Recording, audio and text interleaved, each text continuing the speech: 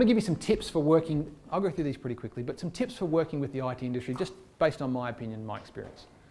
Firstly, the better the requirements, the faster that the better the price that you'll get. So the activities we did up front, you generally get better pricing when you give people requirements because they're putting in less risk margin.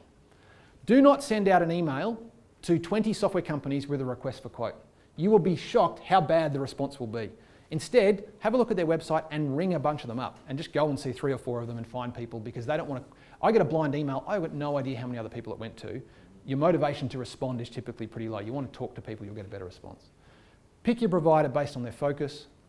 If you say to a firm, Alliance Software's got 20 staff of which over half are engineers. Clearly we're a software engineering firm.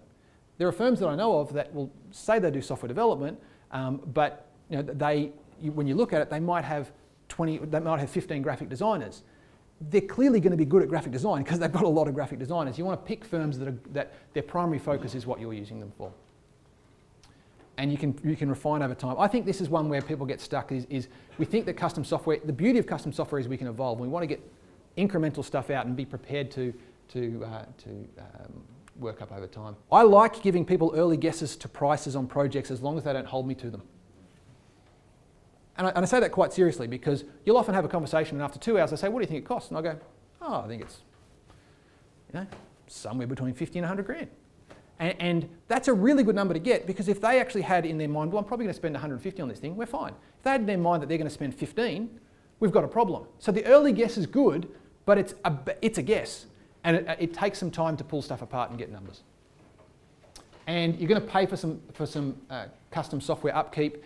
The reason you're going to pay is not because the industry is trying to gouge you, but things change. What worked with a small set of data might have challenges with large sets of data. Browsers change, server operating systems change. The industry moves, then there will be a degree of maintenance in what you do.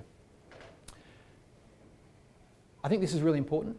The more complex your project, the closer you need to work with your developers.